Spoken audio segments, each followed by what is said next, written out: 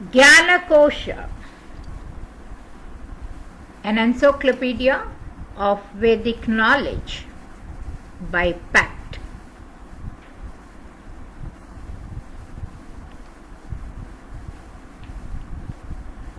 Vedas.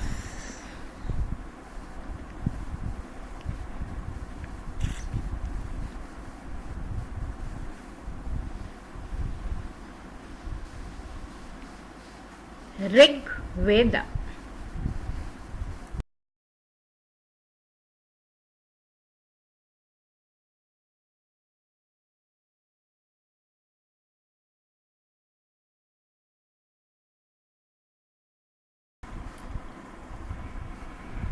ओम गणानान्त्वा गणपतिगं हवामहे कविं कवीनामुपवज्रवस्तमं ज्येष्ठराजं ब्रह्मणान् ब्रह्मणस्पतान् शृण्वन्नोतिभिर्वेदसादनम्.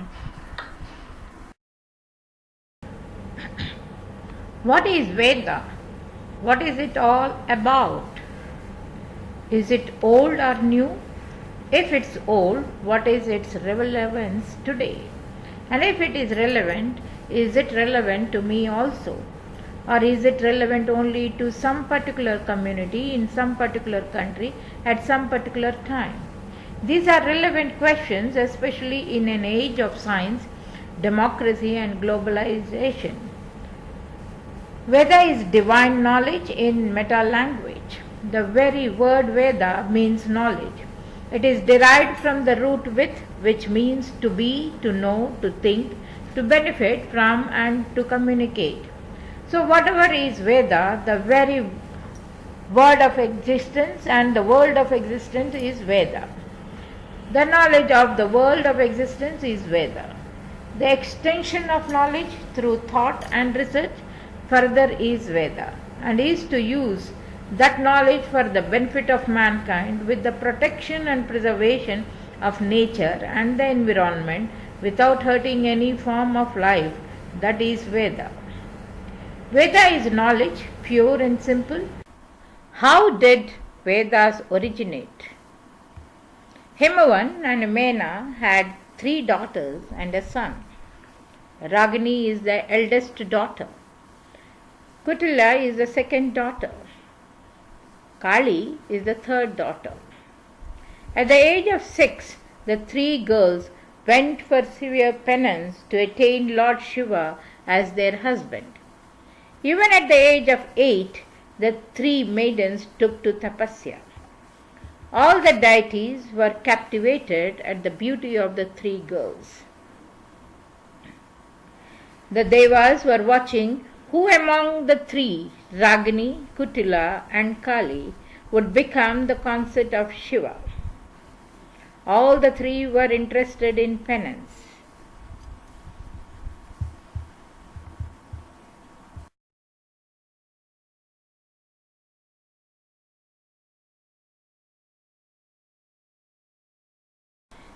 The Devas took Ragini to Brahmalok and showed her to Brahma, and the later declared that Ragini was incapable of bearing the virility of Shiva. Ragini got angry and Brahma cursed her and made her into Sandhya Raga, and she took her place in the sky with Usha's dawn as twilight colors.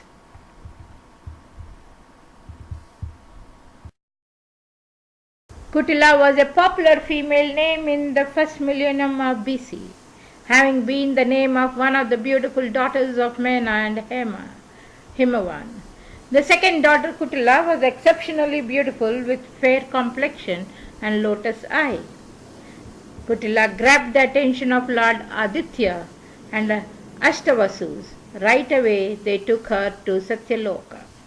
They inquired Lord Brahma with utmost reverence whether Kutila was capable to give birth to a child who could kill the demon Mahishasura.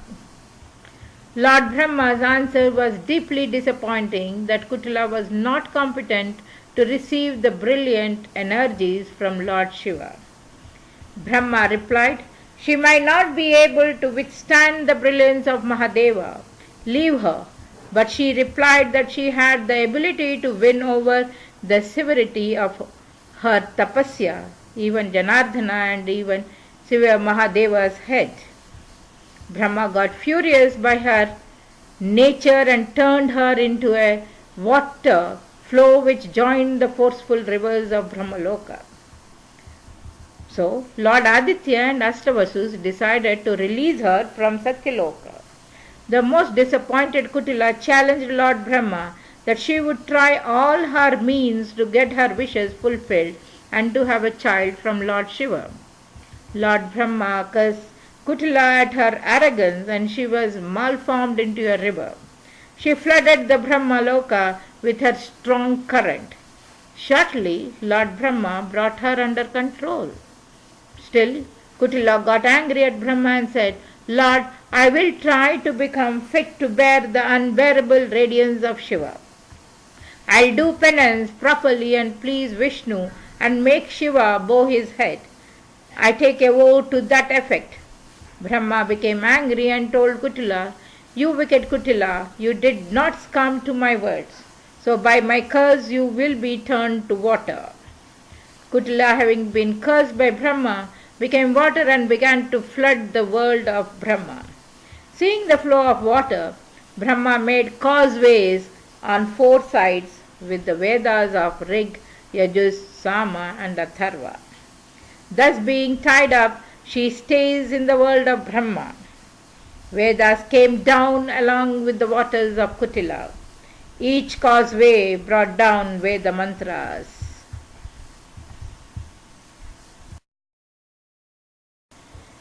In Vedic age, there were 33 deities and Vedic mantras hailed them as they came down as Vedic droplets. As they were flowing down, great rishis visualized them. According to Vedic tradition, when the Supreme Lord created this material world, his transcendental energy pervaded every corner of it. This spiritual energy was the pure vibration, Shabda Brahma, in which the Supreme himself can be found. It is explained that first there was the subtle vibration of spiritual sound, the eternal and spiritual vibration called the Shabda Brahma. This appeared from the sky of the heart of the most elevated Lord Brahma. His mind was perfectly calm and fixed in spiritual understanding. It is possible to perceive this subtle vibration when all external hearing is halted. Through the worship of this subtle form of the Vedas, mystics can cleanse their hearts of all faults and impurities caused by the association of various material substances and actions. Thus they can attain liberation from further cycles of birth and death, as said in Bhagavad Gita. It is from that spiritual sound vibration that arose the Omkara, Om, composed of 3 sounds. These 3 sounds are A, O and These uphold the 3 aspects of material existence, the 3 modes of material nature, the 3 Vedas, namely Rig, Yajur and Sama, and the 3 planetary systems of Bhur, Bhuvar and Swar, as well as the 3 functional platforms of consciousness called waking, sleep and deep sleep. This Omkara has unseen potencies and will arise in one's heart when it is completely purified. It is the representation of the absolute truth in all 3 features, namely as the Supreme Personality, the Paramatma or Super Soul in the heart, and as the impersonal Brahman.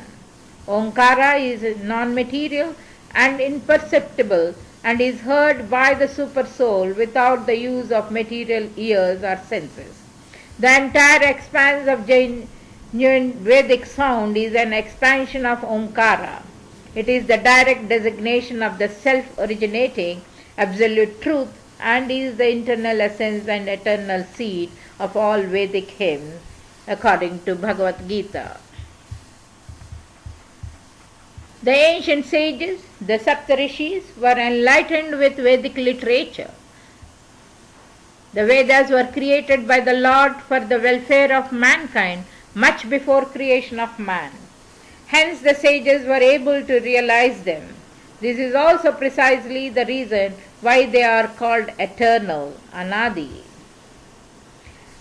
The motive of the Vedas is to help man to remain within the limitations of the Vedas despite having lost the spiritual emotion that he is I, Soham, by retaining awareness of the soul principle, or at least to prevent him from becoming unhappy in the materialistic world. The Vedas are meant primarily to bestow the entire creation with happiness rather than to attain the final liberation that is called moksha. The resultant benefit of a happy society is the final liberation. Due to smooth functioning of the cycle of righteousness, dharma, and the final liberation, society becomes happy.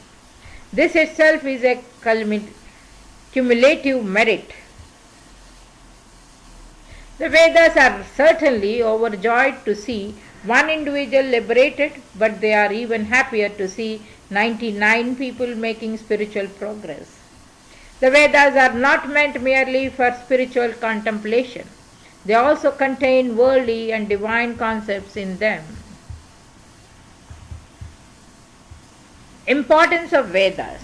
The Vedas are Lord Narayana himself. Vedo Narayana Sakshat, meaning it is said that the Vedas are Swayambhu, Lord Narayana himself. Importance with reference to spiritual practice. Before the creation of man, the Lord created the absolute earth, absolute water, absolute fire, absolute air, and absolute ether element to fulfill the requirements of his, that is the man's physical body.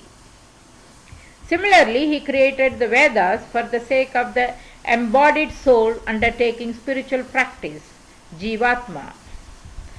Importance of study of the Vedas. If the Vedas did not possess the potential to survive as they have over the ages, then they would have been dead long ago.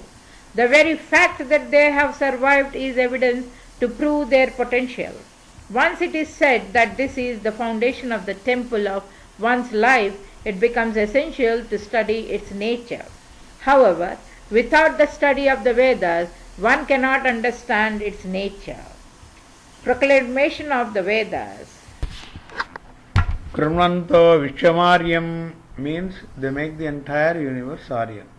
Kartavyamacharan Kamamakattavyamanacharan Tishtati Prakrutachareya sa Aryaiti Smrutaha Vasishtha. Meaning, the man who controlling his desires performs his duties in accordance with the norms of the great illusion, Prakriti, and the scriptures refraining from actions prohibited by the scriptures is called on Aryan. Basic holy texts of Indian, Bharatiya, righteousness, dharma and culture. The Vedas constitute the main seat of Aryan religion. Manu's quote, Vedo khilo dharma moolam, meaning the Vedas are the very foundation of righteousness, is famous. And they are the first literary work in the world. Sage Vyasa realized this after completion of his study of them. He realized that since the verses, that is the mantra or the shloka, and many ruchas constitute an aphorism, that is shukta, and aphorisms, a shukta, a combination of ruchas, were scattered in different lineages, gotras. The Vedas had to be divided in such a way that they would serve the purpose of performing sacrificial fires and being handed down by tradition. If that was not done, then they would either not survive or would have unnecessary additions. If they were destroyed, then our culture based on them would undergo dissolution. Hence he dedicated himself to this task and divided the Veda only for the convenience of its study into 4 parts. He sorted all the verses, ruchas, from the Vedas and compiled the Rig Veda. He then separated the verses which could be sung and compiled the Samaveda. That part giving a detailed account of how to perform a sacrificial fire, yajna, in prose form was called the Yajurveda. The Atharva Veda was created by compiling the mantras useful in performing magic, Yajurvidya, and helping in worldly life. Because he divided the Veda into four, the sage was named Vyasa, meaning Vedan Vivasa, the one who divided the Veda thereafter. The contemporary teachers, Acharyas, accepted sage Vyasa's division of the Vedas unconditionally. This will explain how important this accomplishment was. The total number of shlokas in Vedas altogether is 1 lakh suktas, as stated in Vishnu Purana. There was but one Veda in the oral tradition, the Yajur Veda. The first Veda in 4 parts consisted of 1 lakh stanzas in which there were 10 kinds of sacrificial rituals.